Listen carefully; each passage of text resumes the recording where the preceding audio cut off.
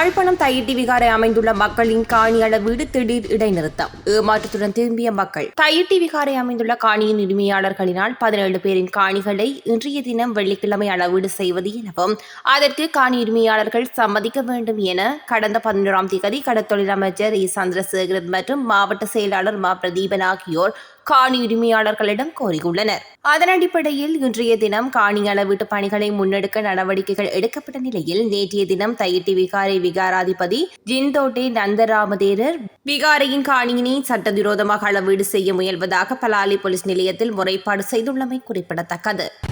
இந்த காணி அளக்கிற சம்பந்தமாக நாங்கள் ஏற்கனவே புத்த சாசன அமைச்சருடைய செயலாளரோட தொடர்பு கழிச்சிருக்கோம்.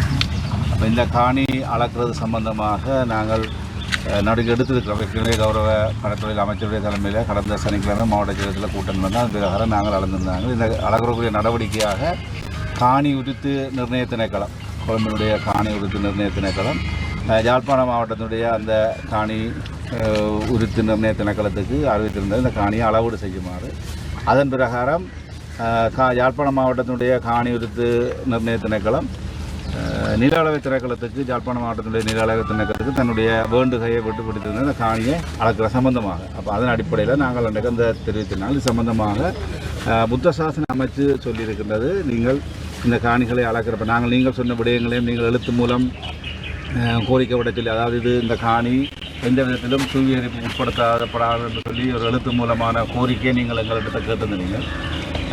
அதேவேளை இந்த காணியை விடுவிக்கிற சம்பந்தமாகவும் நீங்கள் எங்கள்கிட்ட உறுதிப்படுத்தலையும் கேட்டது. இப்போ நாங்கள் இந்த விடயத்தை புத்த சாசன அமைச்சருக்கு தெரிவித்திருந்தார்கள். ஆகவே அவர்கள் சொல்லியிருந்தார்கள். அப்போ ஆகவே இதை நாங்கள் ஒரு 2 வாரங்கள் பிற்போட்டு நாங்கள் இதுக்குரிய அது சம்பந்தப்பட்ட அனைவரும் வந்து இதில் அளக்கிறதுக்குரிய ஏற்பாட்டை தாங்கள் செய்கிறதாக கொழும்பில் இருக்கிற நில அளவை திணைக்களத்தின் ஊடாக இது நாங்கள் ஒரு குழுவாக வந்து இதை அளக்கிறதுக்கு நாங்கள் ஒரு நடவடிக்கை எடுக்கிறதாக தான் இப்போ அந்த அளக்கிறன்ற விவரத்தை எனக்கு இந்த அடுத்த வாரம் அனுப்பி வைப்பாக செயலாளர் சொல்லியிருக்கிறேன். அப்போ அதன் பிரகாரம் நாங்கள் இன்றைக்கு இந்த காணியை அளக்காமல் அவர்கள் சொல்லுகின்ற டேட், அப்போ நான் கேட்டேன் இப்போ அதை நீங்கள் அளக்கக்கூடிய மாதிரி இருக்கும்னு சொல்ல நாங்கள் திங்கட்கிழமை சொல்கிறதாகவும் அடுத்த ஒரு 2 வாரங்களுக்குள்ளே இதை அளக்கிறதுக்குரிய ஒழுங்கு தாங்கள் செய்தாரன்னு சொல்லிக்கணும். அவை நாங்கள் மீண்டும் அதை சரியான முறையில் உங்களுக்கும் பல கோரிக்கைகள் இருக்குது, உத்தரவாதங்கள் தரப்படுகிறது. அப்போ அதை நாங்கள் அவர்கள் மூலமாக அதை உறுதிப்படுத்தி தரது இலகுவாக இருக்கும் என்ற அடிப்படையில் நாங்கள் எல்லாருமே ஒருங்கிணைந்த வகையில் அந்த காணியை நாங்கள் எப்படியும் அடுத்த மாதம் மே மாதம் 15ஆம் தேதிக்கு முன்னால் அளக்கக்கூடிய வாய்ப்புகள் இருக்கும் என்று நான் கருதுகிறேன். மீண்டும் எரிபொருளுக்கு QR வெளியானது புதிய அறிவிப்பு. பெட்ரோல் வாகனங்களுக்கு வழங்கப்பட்டிருந்த தற்காலிக QR விலக்கு நடைமுறை நள்ளிரவுடன் நிறைவடைய உள்ளதாக அறிவிக்கப்பட்டுள்ளது. QR குறியீட்டு முறை 18ஆம் தேதி நள்ளிரவுக்கு பின்னர் மீண்டும் நடைமுறைப்படுத்த உள்ளதாக இலங்கை பெட்ரோலிய கூட்டுத்தாபனம் தெரிவித்துள்ளது. யாழ்ப்பாணத்தில் வெயிலின் உச்சம். வீதி சமிஞ்சை அருகில் நிழல் வசதி ஏற்பாடு. நல்லூர் பிரதேச சபையின் முயற்சியில் பிரதேச சபையின் ஆளுகைக்குட்பட்ட திருநெல்வேலி சமிஞ்சை விளக்கு பகுதியில் சாக்குப்படல் கட்டப்பட்டுள்ளமை பலரின் பாராட்டையும் பெற்றுள்ளது.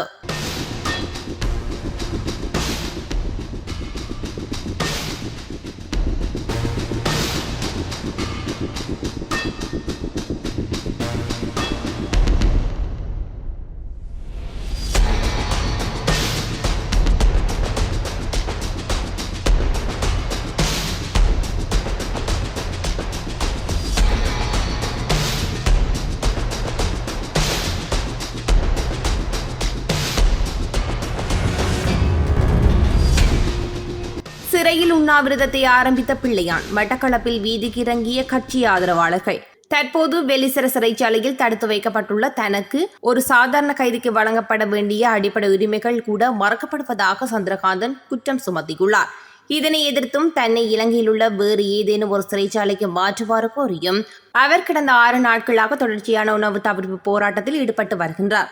இந்நிலையில் அவரது போராட்டத்துக்கு வலு சேர்க்கும் வகையில் இன்றைய தினம் மட்டக்களப்பு காந்தி பூங்காவில் அகிம்சை வழியிலான கவனஈர்ப்பு போராட்டம் ஒன்று முன்னெடுக்கப்பட்டுள்ளது. தமிழ் மக்கள் விடுதலை புலிகள் கட்சியின் உள்ளூராட்சி மன்ற உறுப்பினர்களும் கட்சியின் ஆதரவாளர்களும் ஒன்றிணைந்து இந்த போராட்டத்தை முன்னெடுத்திருந்தமை குறிப்பிடத்தக்கது.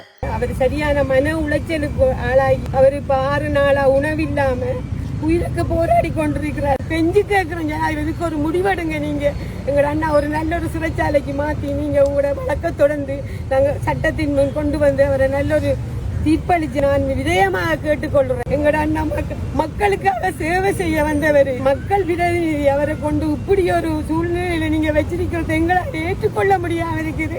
அவர் தவறிழைத்திருந்தால் அது நீதியின் பக்கம் சரியாக விசாரிக்கப்பட்டு அவருக்கான தண்டனை வழங்கப்பட வேண்டும் என்பதில் நாங்கள் இந்த மாற்று கருத்துக்கும் சொல்வதற்கில்லை.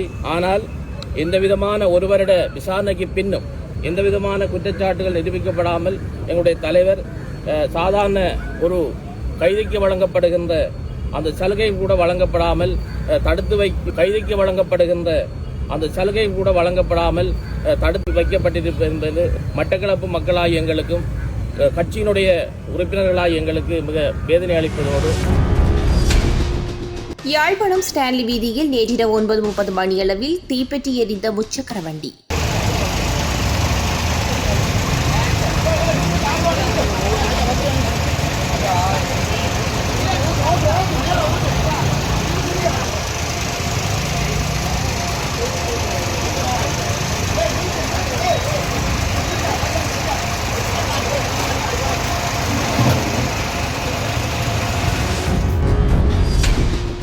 தொடரும் சுன்னாகம் போலீசாரின் அதிரடி நடவடிக்கை. வாள்களுடன் 5 பேர் கைது. சுன்னாகம் போலீஸ் பிரிவுக்குட்பட்ட புன்னாலை கட்டுவன் பகுதியில் வன்முறை குழுவை சேர்ந்த 3 மற்றும் போதை மாதிரிகளுடன் 2 என 5 சந்தேக நபர்கள் நேற்று வாள்களுடன் சுன்னாகம் போலீசாரால் கைது செய்யப்பட்டுள்ளனர். குறித்த 3 புன்னாலை கட்டுவன் பகுதியில் தாக்குதல் நடத்துவதற்கு தயாராகினர் என்ற குற்றச்சாட்டிலும் 2 போதை மாதிரிகள் உடமையில் இருந்த குற்றச்சாட்டிலும் கைது செய்யப்பட்டனர்.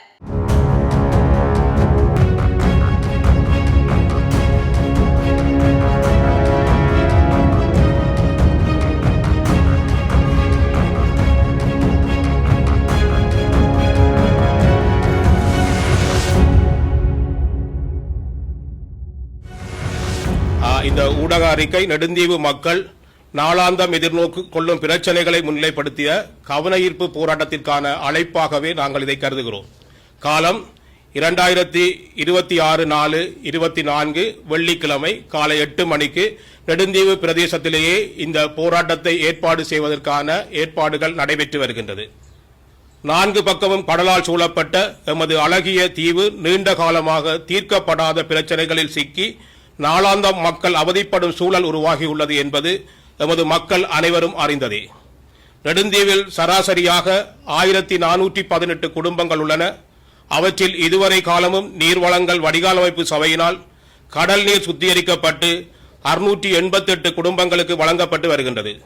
தற்போது 200 குடும்பங்களுக்கு சுத்திகரிக்கப்பட்ட குடிநீரும் மீதமுள்ள 488 குடும்பங்களுக்கு மேற்கு சாராப்பட்டியில் இருந்து நீர் வழங்கப்படுகின்ற போதும் அந்நீர் பயன்படுத்த முடியாத நிலையில் உவர்த்தன்மை கொண்டதாக காணப்படுகின்றது.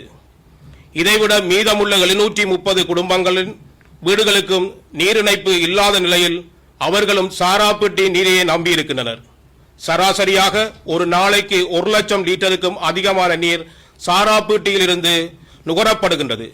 கடந்த வருட இறுதியில் சராசரிக்கு மிக அதிக அளவில் மழை பெய்து 3 மாதங்கள் கடக்கின்ற நிலையிலும் சாராப்பட்டி நீர் உவர்நீராக மாறியிருப்பவை ஒரு முறையற்ற நீர் சுரண்டல் அங்கு இடம்பெறுவதை சுட்டிக்காட்டுகின்றது.